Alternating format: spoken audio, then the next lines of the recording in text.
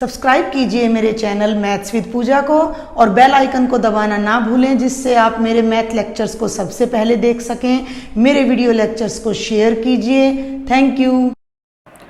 Welcome again dear students. Continuity and differentiability के objective questions को continue करते हुए ये है हमारा question number 17, the derivative of log of cosecant x. बिल्कुल सिंपल, ये देखिए y हमारा क्या है भाई, लॉग ऑफ कोसिकेंट एक्स।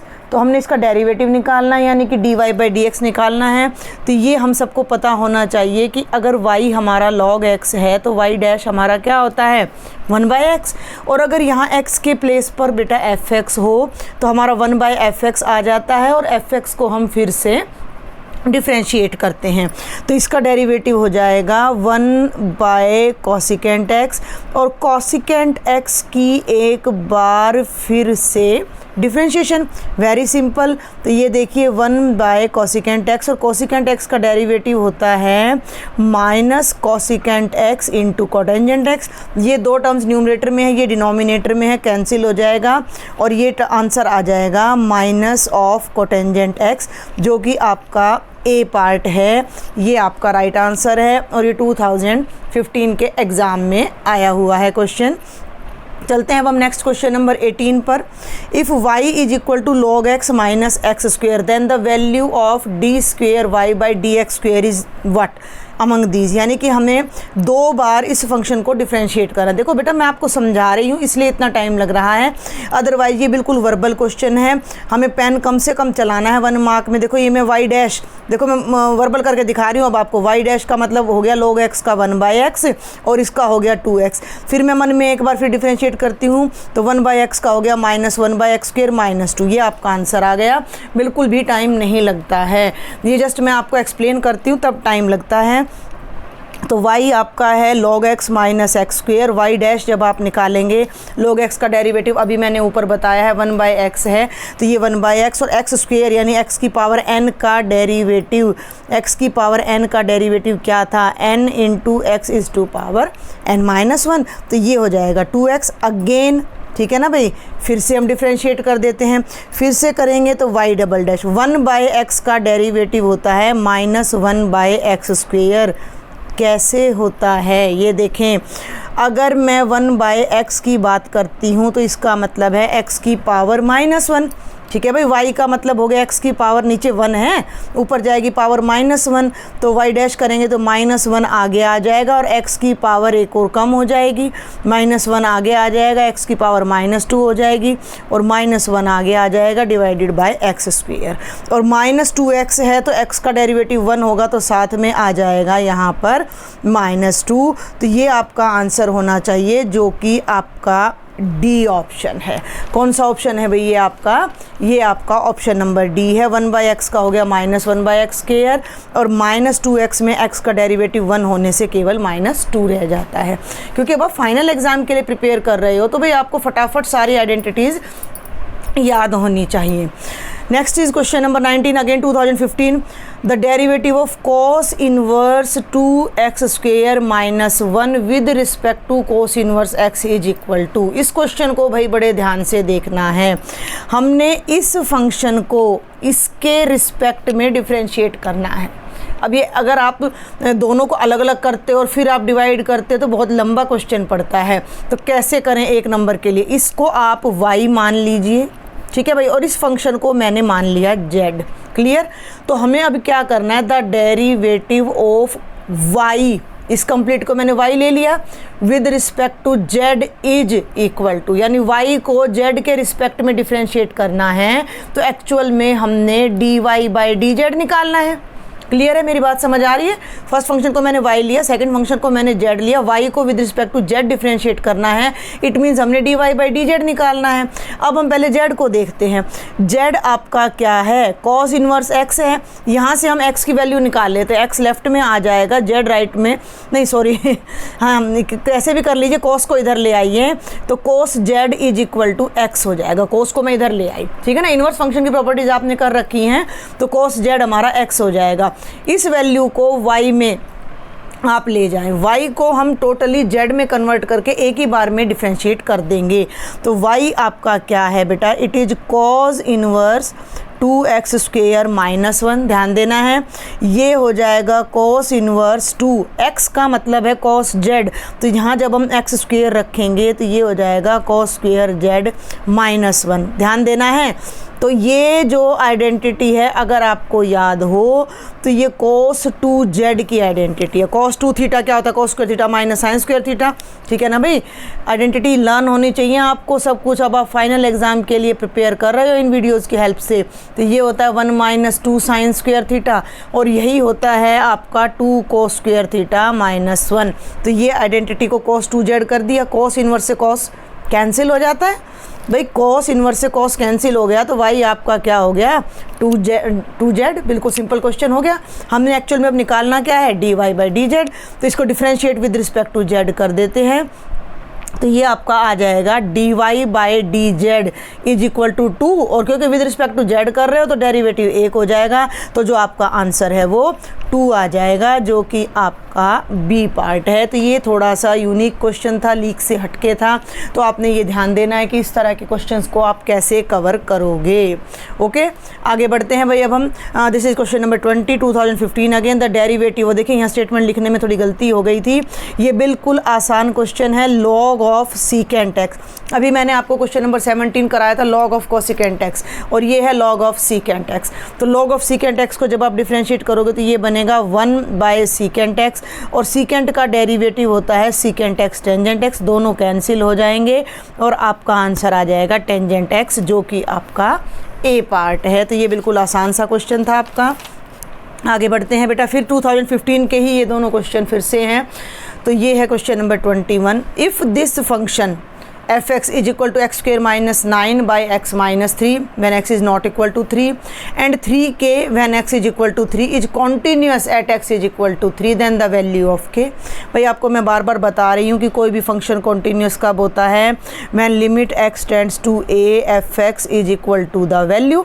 अब यहाँ a के प्लेस पर आपका क्या है 3, तो 3 पे तो लिमिट इससे निकाल लेंगे और 3 पे वैल्यू इससे, दोनों को बराबर कर देंगे, तो दोनों को इक्वल करने से हमारी k की क्या आ जाएगी वैल्यू। तो अब हम यहाँ लिमिट फाइंड करते हैं। लिमिट x टेंड्स टू 3, ध्यान देना है x टेंड्स टू 3, लिमिट के लिए ये वाली वैल्यू हमने लेनी है। तो ये बन गया x square minus 9 by x minus 3, और 3 पर हमने यहाँ लेनी है फंक्शन की वैल्यू। अब जब आप यहाँ लिमिट पुट करोगे तो 9 माइनस 9 0 बाई 0 फॉर्म आएगी, तो 0 बाई 0 फॉर्म हम लिमिट में कंसिडर नहीं करते हैं, तो पहले आप इसको सॉल्व करेंगे। तो भाई एक्स स्क्वेयर माइनस 9 का मतलब है एक्स स्क्वेयर माइनस 3 स्क्वेयर, और इसको जब आप फैक्टराइज करोगे तो a minus b a plus b से ये दो फैक्टर हो जाएंगे। मैं हर छोटी छोटी बात आपको बताने की कोशिश कर रही हूँ, बट एग्ज़ाम में आपने इतना टाइम नहीं लगाना है, तो आपको ये सारी चीज़ों की अच्छे से प्रैक्टिस करके जानी है। तो ये हो जाएगा limit x tends to 3, x minus 3 ऊपर, x प्लस 3 नीचे, और ये x माइनस 3, और 3 पर फंक्शन की वैल्यू कितनी है 3k। ये देखिए x माइनस 3 कैंसिल, अब हमारे पास केवल x प्लस 3 रह जाता है, जहाँ आप 3 वैल्यू पुट करेंगे लिमिट के लिए, तो ये हो जाएगा 3 प्लस 3 यानी कि 6 इज इक्वल टू 3k। 3 को लेफ़्ट में ले आइए तो 6 by 3 is equal to k, और यहाँ से हमारी जो k की वैल्यू आ जाती है वो कितनी आ जाती है 2 आ जाती है, जो कि आपका बी ऑप्शन है। आई थिंक आपको समझ आया है। और अभी मैं इस क्वेश्चन को 1 मिनट के लिए स्किप करके पहले आपको जल्दी से ये 7 वाला क्वेश्चन नंबर 23 और बताती हूँ। ये 2011 और 14 में आया है, बिल्कुल सेम यही क्वेश्चन है जो अभी मैंने आपको कराया है कि वही function x is not equal to 3 और यहाँ k आ गया बस 3k के प्लेस पर, और 3 पर ही कॉन्टीन्यूस है फंक्शन, तो हमने k की वैल्यू फाइंड करनी है। तो बिल्कुल वर्बल सा क्वेश्चन है। देखो जब इन दोनों को डिवाइड करोगे तो वही क्या आ गया x प्लस 3, और वैल्यू कितनी आ रही है k। जब आप यहाँ 3 रखोगे तो 3 plus 3 is equal to k, और k की वैल्यू आपकी 6 आ जाएगी, जो कि आपका बी ऑप्शन है। तो एक जैसे कई क्वेश्चन जब आप प्रैक्टिस करोगे तो आप अपने आप परफेक्ट हो जाओगे बेटा। चलिए अब हम आ जाते हैं अगेन क्वेश्चन नंबर 22 पर एक बार फिर से। If y is equal to log x, y is equal to log x plus e is to power 2x, then the value of d square y by d x square is equal to, ठीक है भाई, इसकी क्या value होगी। तो ये देखिए y dash is equal to 1/x और e की पावर x का डेरिवेटिव यही होता है, लेकिन 2x को फिर करेंगे डिफ्रेंशिएट तो 2 आ गया। एक बार फिर कर दीजिए, कितना आसान क्वेश्चन है ये। अगेन तो y डबल डैश 1/x अभी पीछे आ चुका है तो -1/x² प्लस, ध्यान देना भाई इस 2 को मैं आगे ले आती हूँ, इस 2 को e की पावर 2x को जब मैं फिर डिफ्रेंशिएट करूँगी तो फिर से e की पावर 2x और 2x के साथ 2 इसका डेरिवेटिव फिर से आ जाएगा। तो एक्चुअल आंसर क्या हो जाएगा, -1/x² प्लस 2 2 जा 4 into e is to power 2x। और आप देख सकते हो कि ये आपका पार्ट नंबर ए आ रहा है। ठीक है भाई, बिल्कुल आसान क्वेश्चन चल रहे हैं ये हमारे, आप ध्यान से देखें। और ये हमने 23 अभी कर ही लिया। 24th क्वेश्चन हमारा फिर से 2014 का है। x अभी पैरामीट्रिक फॉर्म है, x 2at² है और आपका जो y है दैट इज 4at। तो भाई हमने dy/dx फाइंड करना है, तो यहाँ से आप निकाल लीजिए dx/dt। तो 2 2 जा, बिल्कुल आसान है, देखो 2a तो कांस्टेंट है, t² का डेरिवेटिव करेंगे पावर आगे आ जाएगी, t कम हो जाएगा, 2 2 जा 4at। और यहाँ से आप निकाल लीजिए dy/dt, तो 4a और t का डेरिवेटिव 1 हो जाएगा, तो ये 4a आ गया। हमने फाइंड क्या करना है भाई, हमने तो dy/dx फाइंड करना है। तो dy/dx आपका क्या हो जाएगा, it will B dy/dt by dx/dt और dy/dt आपका हो जाएगा 4a और dx/dt आपका हो जाता है 4at, cancel and it will be 1/t। तो 1/t आपका which option, this is the option number C. तो ये सी पार्ट आपका राइट आंसर आ जाता है। आगे चलते हैं बेटा, नेक्स्ट है question number 25। If x is equal to log t², y is equal to log t³ then dy/dx। Again parametric form आ रही है बेटा जी, ये ध्यान से देखेंगे, 2013 का क्वेश्चन है। तो x आपका है log ऑफ t², जहाँ से मैं निकालती हूँ dx/dt log x। तो log x का डेरिवेटिव 1/, x के प्लेस पर t² आ गया और t² को एक बार फिर से डिफ्रेंशिएट कर दीजिए। तो t² का डेरिवेटिव होगा 2t/t², कैंसिल और ये आ जाएगा 2/t। Got it. अब y को ले लेते हैं, y है हमारा log ऑफ t³, तो dy/dt आपका हो जाएगा 1/t³। और t³ को जब आप फिर से करते हो तो it will B 3t², cancel और ये हो जाता है 3/t। ये आ गया dy/dt, ये आ गया dx/dt। हमने फाइंड करना है dy/dx, तो इस dy/dt को dx/dt से डिवाइड करेंगे, t से t कैंसिल और आपका आंसर आ जाता है 3/2, जो कि आपका सी ऑप्शन है दिए गए 4 ऑप्शंस में से। Got it. आगे बढ़ते हैं बेटा।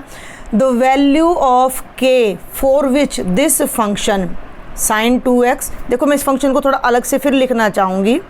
fx इज इक्वल टू, ध्यान देना है कि ये क्या है, ये है sine of 2x complete term divided by kx when x is not equal to 0 and f of 0 2 है। ध्यान से समझना, इसका क्या मतलब है कि जब x 0 है तो फंक्शन की वैल्यू 2 है। इस बात को इन्होंने ऐसे लिख दिया कि f ऑफ 0 2 है। ये देखिए 2013 का क्वेश्चन है भाई ये आपका।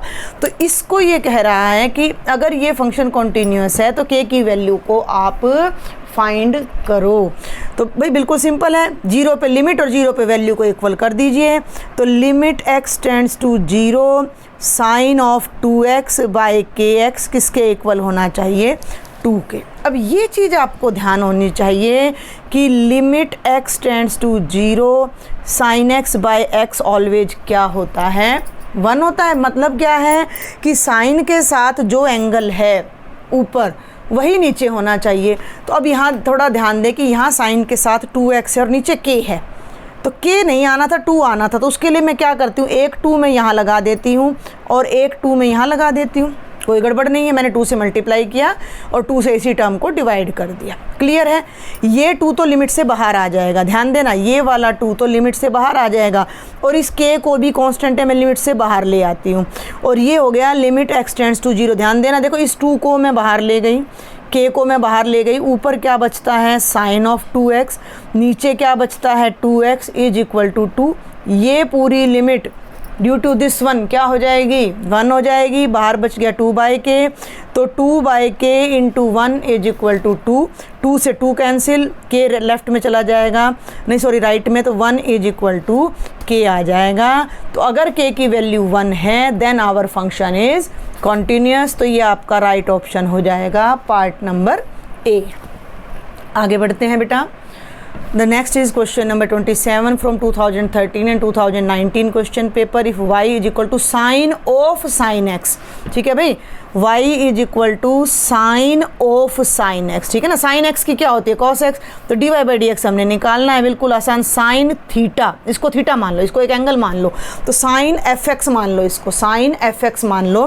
तो sin fx का डेरिवेटिव हो गया cos of fx यानी cos ऑफ sin x, और जो बच गया sin x अब उसकी एक बार फिर से डिफ्रेंशिएशन। देखो ये सारी बातें मैंने लास्ट लेक्चर में भी आपको बताई हैं कि अगर sin ऑफ fx है तो इसका डेरिवेटिव होता है cos ऑफ fx और fx का एक बार फिर डेरिवेटिव। तो ये हो गया cos ऑफ sin x और sin x का एक बार फिर डेरिवेटिव। sin x का डेरिवेटिव क्या होगा, cos x होगा। तो ये हो गया cos of sin x into cos x। तो ये आपका आंसर आ जाना चाहिए, जो कि आपका ये डी पार्ट है भाई, डी पार्ट। क्लियर? कोई भी डाउट आप मुझे कमेंट बॉक्स में लिखिए। चलते हैं आगे। Question number 28, the value of k for which this function, बिल्कुल सेम 26th क्वेश्चन है। जो प्रॉपर्टी साइन पर लगती है वही प्रॉपर्टी टेंजेंट पर लगती है। ये 2013 में फिर आया हुआ है, इसको मैं फिर से आपको लिख के दे रही हूँ। Tangent of 3x by kx when x is not equal to 0 और x 0 है तो ये 2 आ जाएगा। तो देखिए इसको भी मैं थोड़ा शॉर्ट में अभी मैंने समझाया है, तो उसी लाइन पर मैं अब समझा रही हूँ। kx है तो मैंने यहाँ 3 से मल्टीप्लाई किया, 3 से डिवाइड किया, तो ये सारी वैल्यू तो आपकी 1 हो जाएगी इज इक्वल टू 2। तो 3 बाय k, एक मिनट भाई, एक मिनट, ये देखिए। तो ये जो सारी वैल्यू है, ये जो मैंने सर्कल किया, tangent 3x by 3x limit x tends to 0, ये तो 1 हो जाएगा। 3 बाई के लिमिट से बाहर आ जाएगा, इज इक्वल टू 2। k को उधर ले जाइए, 3 इज इक्वल टू 2 के, 2 को नीचे ले आइए, तो 3 by 2 is equal to k। यानी कि अगर हम k के प्लेस पर 3 बाई 2 पुट करते हैं then this function will be continuous, और हमारा जो राइट ऑप्शन है वो कितना आ जाएगा, ए आ जाएगा। तो ये मैंने ज़्यादा डिटेल में नहीं बताया क्योंकि 26th क्वेश्चन बिल्कुल सेम लाइन पर है, आप देख लीजिएगा। चलिए आगे देखते हैं भाई। This is question number 29, if y is equal to sine of cos x। बिल्कुल आ चुका है इसी तरह का क्वेश्चन, अब भी मैंने आपको बताया है। साइन ऑफ साइन x था, ये साइन ऑफ कॉस x है। तो sine of cos x sine theta का डेरिवेटिव हो जाता है कॉस ऑफ कॉस x, और बेटा जी एक बार फिर से cos x का डेरिवेटिव, तो cos ऑफ cos x और cos x का डेरिवेटिव हो जाएगा माइनस साइन x। ये ब्रैकेट ज़रूर लगानी है क्योंकि ये टर्म इसके साथ मल्टीप्लाई हो रही है। अब हम इसको आगे ले आते हैं, तो माइनस ऑफ साइन x आगे आ जाएगा और ये हो जाएगा cos of cos x। Clear? तो ये हमारा देखते हैं भाई कौन सा ऑप्शन बनता है। ये वाला ऑप्शन हमारा बन रहा है, पार्ट नंबर सी हमारा राइट आंसर आ जाता है। नेक्स्ट इज़ क्वेश्चन नंबर 30 जो कि 2012 के एग्ज़ाम से आया है। ये देखिए यहाँ पर थोड़ा ये लैम्डा था तो ये गलत लिखा गया। The value of lambda for which the function this is continuous at x is equal to 2। तो भाई ये आपके पास फंक्शन है lambda x square plus 3x when ये था x is less than equal to 2 and 2x plus 6 when x is greater than 2। तो यहाँ हमने क्या करना है, लेफ्ट हैंड लिमिट को राइट हैंड लिमिट के इक्वल रखना है। ठीक है भाई, तो लेफ्ट हैंड लिमिट के लिए मैंने क्या बताया था आपको, कुछ नहीं करना। लेफ्ट वाले में यानी लेस देन 2 वाले में x के प्लेस पर 2 पुट कर दो, तो यहाँ 2 पुट कर दो, तो x के प्लेस पर 2 करोगे तो 2 स्क्वेयर कितना हो जाएगा 4 लैम्डा, प्लस यहाँ 2 पुट करोगे तो 2 3 जा 6। लास्ट वीडियो लेक्चर में अच्छे से बताया है सारा मैंने। और यहाँ 2 पुट करोगे तो देखो नीचे राइट हैंड लिमिट के लिए ये वैल्यू लेंगे ना, तो 2 2 जा 4 प्लस 6। ठीक है भाई, 6 से 6 कैंसिल हो जाएगा, वैसे 10 भी कर सकते थे आप। तो 4 लैम्डा इज इक्वल टू 4, 4 से 4 कैंसिल और लैम्डा की वैल्यू कितनी आ जाती है 1 आ जाती है, जो कि हमारा पार्ट नंबर डी है, जो कि हमारा पार्ट नंबर डी है। ओके, अब हम चलते हैं क्वेश्चन नंबर 31 पर। If x cube plus y cube is equal to 200 then the value of d y by d x. बिल्कुल आसान क्वेश्चन है, सारे ही क्वेश्चन बहुत आसान है अगर आप प्रैक्टिस करते हैं तो। Differentiating both sides with respect to x. ठीक है भाई, तो हम इसको करते हैं डिफ्रेंशिएट, फर्स्ट फंक्शन को करते हैं, तो ये बन जाता है 3x स्क्वेयर। देखो एक नंबर का करा रही हूँ इसलिए मैं इतना शॉर्ट में करा रही हूँ, डिटेल नहीं लिख रही हूँ मैं। 3x स्क्वेयर इसको डिफ्रेंशिएट करेंगे तो 3y² और y² के साथ y dash is equal to 0। इस टर्म को तो लेफ्ट में रख लो, 3y² y डैश, और इसको राइट में ले जाओ इज इक्वल टू -3x²। देखो भाई 3 से तो 3 कट गया, और ये देखो लेफ्ट में तो बच गया y डैश, राइट में बच गया -x², और ये y² को मैं डिनोमिनेटर में ले जाती हूँ तो ये y डैश की वैल्यू आ जाती है -x²/y², जो कि हमारा पार्ट नंबर बी आ जाता है। Got it. चलें भाई आगे 2012 का क्वेश्चन है भाई, अगला भी 12 का ही क्वेश्चन है हमारा। The value of lambda for which this function x² - 3 lambda x greater than equal to 1 and 2x plus 1 when x is less than 1 is continuous. देखो भाई बिल्कुल वही क्वेश्चन नंबर 30 की तरह है। तो लेफ्ट हैंड लिमिट के लिए मैं क्या कर रही हूँ, मैं यहाँ पर 1 पुट कर रही हूँ, यहाँ पर मैं 1 पुट कर रही हूँ, नहीं लेफ्ट नहीं सॉरी राइट हैंड लिमिट है। तो लेफ्ट हैंड लिमिट किसके इक्वल होनी चाहिए, कॉन्टीन्यूटी के लिए राइट हैंड के लिए। तो लेफ्ट का मतलब तो मैं यहाँ 1 पुट कर रही हूँ 2x + 1 में, तो 2 × 1 + 1, और राइट हैंड लिमिट के लिए मैं यहाँ 1 पुट कर रही हूँ 1² - 3 lambda. 2 × 1 = 2 + 1 3 is equal to 1 - 3 lambda. इसको इधर ले आओ, 3 - 1 is equal to -3 lambda. 2 is equal to -3 lambda, और -3 डिनोमिनेटर में आ जाएगा तो -2/3 इज सॉरी ये देखो आपको अगर नहीं दिखा हो तो 2 इज इक्वल टू -3 लैम्डा और -2/3 इज इक्वल टू लैम्डा। तो लैम्डा की वैल्यू हमारी ये आ जाएगी, जो कि ए ऑप्शन है। इसका आंसर ना बी गिवन था तो दैट इज़ रॉन्ग, ये है आपका राइट ऑप्शन। आप क्रॉस चेक कर सकते हो इसको। और next is our question number 33 बेटा। ये फिर से हम इनको बोलते हैं इम्प्लिसिट फंक्शन, जिनमें y सेपरेट नहीं होता। यहाँ तो देखो y सेपरेट वैसे हो रहा है। इफ़ x² y 100 है तो dy/dx फाइंड कीजिए। ठीक है भाई, वैसे तो आप चाहो तो इस x² को डिनोमिनेटर में भी ले जा सकते हो, अदरवाइज u × v से करो। देखो first function as it is x² as it is, y का derivative y dash plus y as it is x² का derivative 2x is equal to 0। अब y डैश की टर्म को तो एक तरफ रख लो और अदर टर्म को राइट में ले जाओ। अब x² को डिनोमिनेटर में ले जाओ तो -2xy/x² कैंसिल, और -2y/x आपका आंसर आएगा। क्या ये आंसर हमें यहाँ कहीं दिख रहा है? नहीं दिख रहा। -2x/y है भाई, ध्यान से देखना है, ये चीज़ें कंफ्यूज भी कर देती है। कई बार हम जल्दी में इसको टिक कर जाते हैं, जो कि गलत होगा। तो हमारा जो राइट ऑप्शन है वो डी है, क्योंकि इनमें कहीं भी वो ऑप्शन अवेलेबल नहीं है। And the next is question number 34 is the next question from 2012 बेटा। d/dx of log of x² + a², ऐसे है ये क्वेश्चन। यानी कि अगर y की value log of x² + a² है तो हमें डिफ्रेंशिएट करना है। ये देखो ये तो आपको पता होगा ना कि y डैश क्या होता है, dy/dx हमारा। तो ये हो जाएगा 1/x² + a²। Clear. First question में मैंने आपको log x का डेरिवेटिव बता दिया था, और again the derivative of function with log। Clear. तो ये हो जाएगा 1/x² + a², और x² का डेरिवेटिव हो गया 2x, और a² कांस्टेंट है जिसका डेरिवेटिव हो गया 0।